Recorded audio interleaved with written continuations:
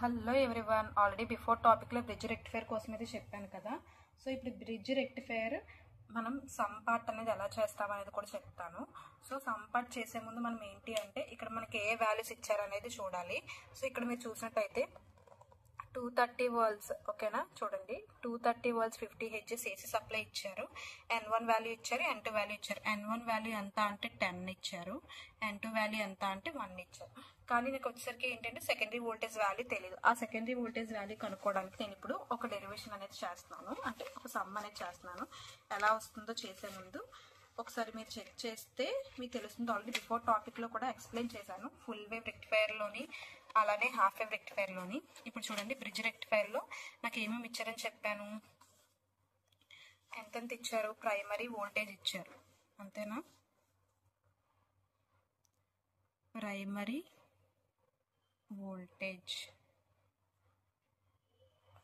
Voltage ఎంత ఇచ్చారు? Equals to 230 volts to 50 HS ఇచ్చారు. నెక్స్ట్ ఏమో N1 ఇచ్చారు 10, N2 ఏమో 1 ఇచ్చారు. ఇప్పుడు నాకు కనుక్కోవాల్సింది ఏంటి? సెకండరీ వోల్టేజ్ అనేది కనుక్కోవాలి, ఓకేనా. ఈ సెకండరీ వోల్టేజ్ కనుక్కోవాలంటే ఫార్ములా ఏంటి? Secondary voltage equals to N2 by N1 into primary winding, ఓకేనా, ప్రైమరీ వైండింగ్. మరి N2 ఎంత ఉంది, N1 ఎంత ఉంది, ప్రైమరీ వైండింగ్ ఎంత ఉంది? N2 ఏమో 1, N1 ఏమో 10 ఇంటూ ప్రైమరీ వైండింగ్ 230 వోల్ట్స్ ఇచ్చారు. 0 0 సేమ్ ఉంది కాబట్టి క్యాన్సిల్ అయిపోతే 23 వోల్ట్స్ వచ్చింది. అంటే మనకి ఎంత వచ్చింది? ప్రైమరీ వైండింగ్ అనేది 23 వోల్ట్స్ వచ్చింది. ఇప్పుడు మనం కనుక్కోవాల్సింది ఏంటంటే సెకండరీ పీక్ వోల్టేజ్ వాల్యూ కనుక్కోవాలి. ఇదే సెకండరీ పీక్ వోల్టేజ్ అనమాట. ఎంతవరకు అయితే పీక్ వోల్టేజ్ వచ్చిందా అనేది తెలుసుకోవాలి. ఆ సెకండరీ పీక్ వోల్టేజ్ కనుక్కోవడానికి ఫార్ములా ఏంటి అంటే VSP ఈక్వల్స్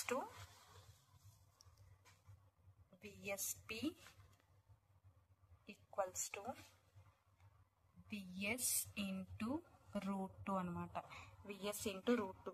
VS ఆల్రెడీ నాకు అక్కడ ఎంత వచ్చింది? 23 వచ్చింది కదా. 23 ఇంటూ √2.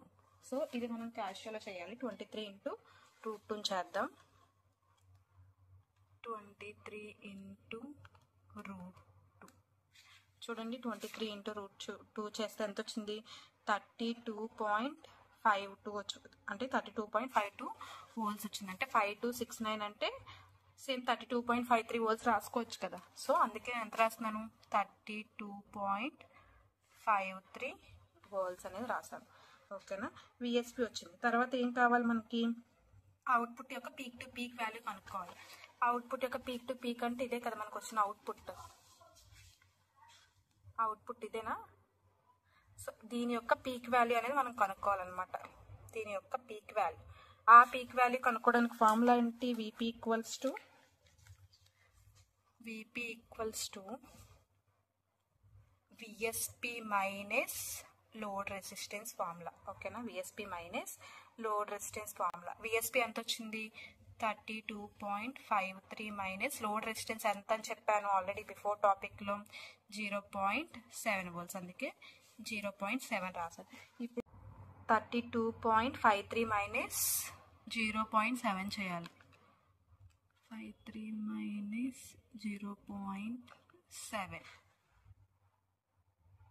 31.83 చూడండి. 31.83 అనేది మనకి వాల్యూ వచ్చింది కదా. సో ఇప్పుడు దీనికి మనం యావరేజ్ వాల్యూ కనుక్కోవాలి. యావరేజ్ వాల్యూ కనుక్కోవాలంటే ఫార్ములా ఏంటి? ఇక్కడ యావరేజ్ వాల్యూ కనుక్కోవడానికి ఫార్ములా యావరేజ్ వాల్యూ. ఈ యావరేజ్ వాల్యూ కనుక్కోవాలి అంటే formula 2VP by pi. Next 2VP by pi అంటే సేమ్ క్యాషియోలో చేయాలి. 2 ఎంత వచ్చింది? 2 ఇంటూ VP ఎంత వచ్చింది? 31.83 వచ్చింది కదా. 2 ఇంటూ 31.83 బై పై చెయ్యాలి, ఓకేనా. 2 ఇంటూ 31.83 బై పై అంటే ఫస్ట్ 2 ఇంటూ 31.83 చేసేద్దాం. ఎంత వచ్చింది? 63.66. వచ్చిన వాల్యూ బై పై చేద్దాం. ఆన్సర్ బై పై 20.83 20.26 వచ్చింది, అంటే 20.26 వాల్యూ దాకా వచ్చింది ఇక్కడ. సో 2Vp/π వాల్యూ అంతా 20.26 వోల్ట్స్ అనేది వచ్చినట్టు.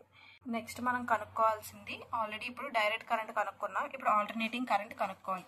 ఆల్టర్నేటింగ్ కరెంట్ కనుక్కోవాలి అంటే alternating current RMS value equals to, RMS వాల్యూకి ఫార్ములా ఏంటి అంటే Vp/√2.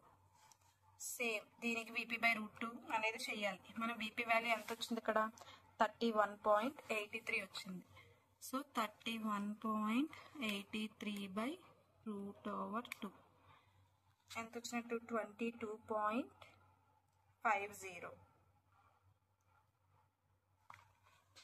22.50 అంటే ఆల్రెడీ నేను ఇక్కడ ఏమేమి కనుక్కున్నాను, 22.50 వోల్ట్స్.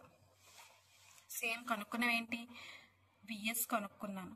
ఏం ఫార్ములాని యూజ్ చేసి కనుక్కున్నాను, N2/N1 into primary winding. Next ఏమో విఎస్పి అంటే సెకండరీ పీక్ వోల్టేజ్. మీరు ఇన్పుట్లో ఏదైతే పీక్ వోల్టేజ్ వచ్చిందో ఇన్పుట్, ఆ సెకండరీ పీక్ వోల్టేజ్ కనుక్కున్నాం. VSP equals to VS into √2 ఫార్ములాని యూజ్ చేసి కనుక్కున్నాం. నెక్స్ట్ ఏమో అవుట్పుట్లో వచ్చిన పీక్ వాల్యూ కనుక్కున్నాం.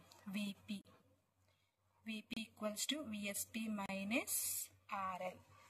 దీని ద్వారా కనుక్కున్నాం విఎస్పి మైనస్ ఆర్ఎల్. తర్వాత యావరేజ్ వాల్యూ అంటే డైరెక్ట్ కరెంట్ ఎంత యూజ్ చేస్తున్నట్టు, మనం ఆల్టర్నేటింగ్ కరెంట్ ఎంత యూజ్ చేస్తున్నట్టు అని తెలుసుకోవడానికి డైరెక్ట్ కరెంట్ అంటే ఏంటి, యావరేజ్ వాల్యూ. దానికి ఫార్ములా 2Vp/πని కనుక్కున్నాం. తర్వాత ఆల్టర్నేటింగ్ కరెంట్ అంటే ఆర్ఎంఎస్ వాల్యూ. సేమ్ దీనికి ఏం కనుక్కోవాలి, Vp/√2 అనేది కనుక్కోవాలి. సో ఇవన్నీ ఫార్ములాని యూజ్ చేసి ఇక్కడ వాల్యూ అనేది కనుక్కున్నాం. Ripple factor and efficiency value అనేది మీకు ఆల్రెడీ ఫుల్ వేవ్ రెక్టిఫైర్లో ఎక్స్ప్లెయిన్ చేశాను. సేమ్ దానికై ఏదైతే మెథడ్ యూజ్ చేస్తున్నామో ఇక్కడ కూడా సేమ్ అదే మెథడ్ యూజ్ చేసి చేస్తాము. సేమ్ అదే వాల్యూ అనేది ఇక్కడ వస్తుంది మనకి, అంటే 81.2% ఎఫిషియన్సీ అనేది వస్తుంది అనమాట. అంటే ఆల్టర్నేటింగ్ కరెంట్ నుంచి డైరెక్ట్ కరెంట్గా కన్వర్ట్ అవ్వడానికి 81.2% మనం యూజ్ చేసినట్టు వస్తుంది.